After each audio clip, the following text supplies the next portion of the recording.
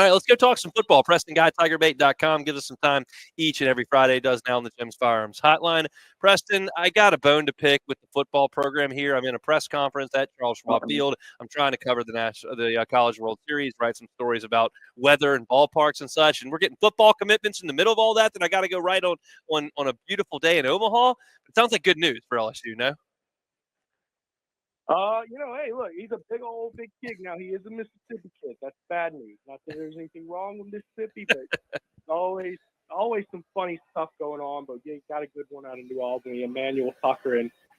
This offensive line class for the 26 group, they look good. I mean, this is a good class.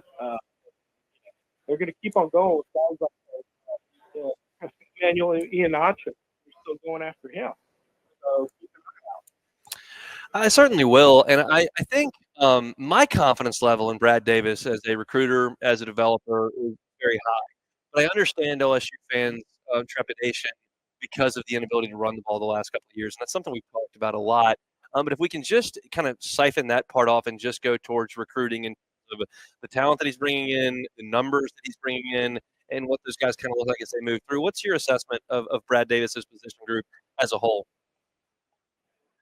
Well, it certainly has the talent, numbers, size, star power that you're looking for here. But, remember, and Brad Davis, he's had a 4-year tenure at LSU, and ultimately, remember 2021 as well. Although that 2021 group, they kicked on towards the end of the year. Remember how, they were laughably bad at the beginning of the year.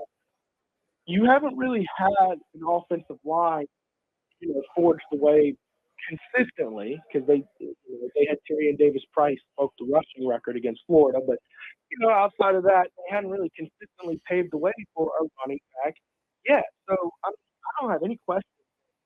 The bodies are there. In spring, I think that lineup we saw during spring is not going to be close to the lineup we get during fall. The more Coach Wheeler's around, the more I get confidence that okay. They didn't bring in Braylon Moore to come be backup center. You know what I mean? And he's not leaving Virginia Tech where he's a starter, a good one too, to come be the backup here in the shoes. So I think they definitely have the guys here, but I do think it is time that Brad Davis puts together an offensive line that can actually open up holes in the running line. We talked about June being a big month in terms of visitors, all that in this recruiting cycle. You guys at Tiger Bait had a great list and recaps of the visits last weekend, and there's another crew that's coming in this weekend. Can you kind of set the stage, one, for what we saw last weekend and what's coming this weekend as far as recruiting goes? Yeah, look, it's going to be another big weekend. Lots of kids on campus here. It's been big, though. Every weekend they're just having tons of kids on campus. I tell you, Tristan Keys is a big one.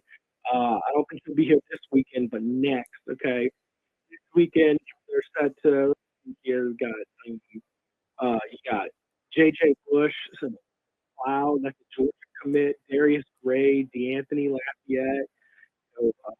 Just it's a very large list of kids that they're going to be bringing in. And then next weekend, that doesn't Blaine Bradford from the town. I already mentioned Tristan Keys, which that's going to be huge because his team with that LSU 7-on-7 didn't make it last weekend. So to get him back for an OB, that's going to be huge. Booby Feaster, Lamar Brown. This weekend is going to be a lot of kids. It's going to be the next weekend after that where you're going to see more and more names. Where you're like, oh, that's a big. You got to get Lamar Brown. You got to get Tristan Keys on campus.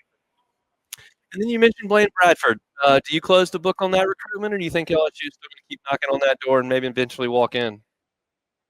I don't know if they walk in, but they're going to keep on banging on that door. Yeah. One of the best safeties in the country, and he's right there in your backyard. And for some reason, he's committed to Ohio State, and you need to work on that. You don't want a kid that good going to the country in your own backyard, especially when LSU is doing everything they can to hold on to that DBU moniker right now. You got some kids there, but they're going to continue working on him. I don't know that he's shutting. I mean, he's certainly not shutting LSU out at this point. The fact that he is taking official visit, in 10 days, that at least still, are on his radar. Yeah, no question about it. It's when Nick Saban was at Alabama and you saw some kids that would go to Tuscaloosa, as disappointing as it generally was never stunning. A Louisiana kid go to Alabama because of the role that they were on. And Ohio State is phenomenal. They're obviously the defending national champions, but Louisiana kids have not made that decision. Every recruitment is a little bit different, but did it surprise you when he pulled the trigger and decided to commit to Ohio State? Yeah, it did, and especially as early as that, because a lot of times these highly recruited kids, when they leaving LSU, they don't want to do it that early because they don't want to, have their entire senior year be harassed by LSU fans, But hey, bold move for him to pull that trigger. We'll see if LSU can change his mind during that time. But I mean, think about like Landon Collins. He waits till January after he's already graduated to announce it, And I mean, that's just historically these kids, the high profile ones, have always waited later. So we will certainly.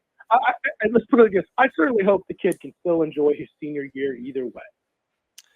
No doubt, and I'm sure that he will. Look, it's not as if he committed, some tiny little school that doesn't win anything. That's a pretty prestigious program that he's committed to. We'll see if LSU can make some inroads there. The last guy I wanted to talk about a little bit, and it's a familiar name to every LSU fan, is Colton Nussmeier. On campus yesterday, Doug Nussmeier had drove over from Saints camp. Garrett was obviously there, being the starting quarterback at LSU. Where do you think that one ends up, and do you know anything? The entire Nuss bus was there yesterday. They were. The dad, the big brother, and the little brother.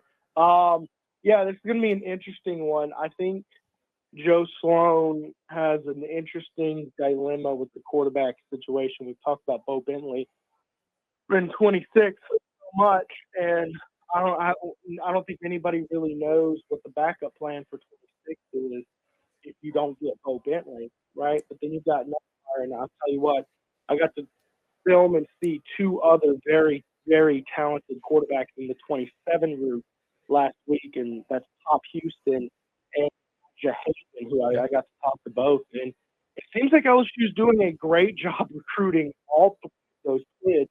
It's just you got to go out there and determine which one's better. Colton Nussmeier's a lefty, but he's got a cannon on him. He looks like he's an inch taller than Garrett. You've got family legacy tie-in.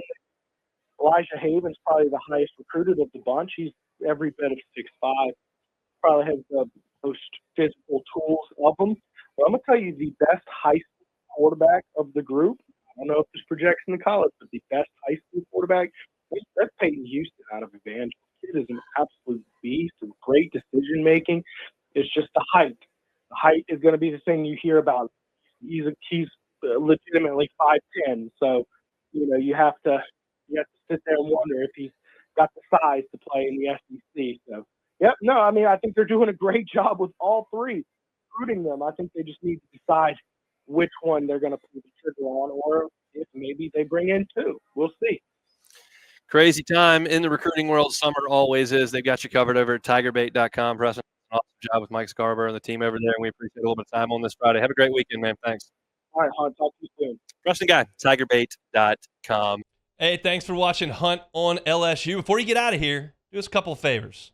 Hit that like button, leave your comments below, and subscribe to the channel for all your Fighting Tiger football talk. See you next time.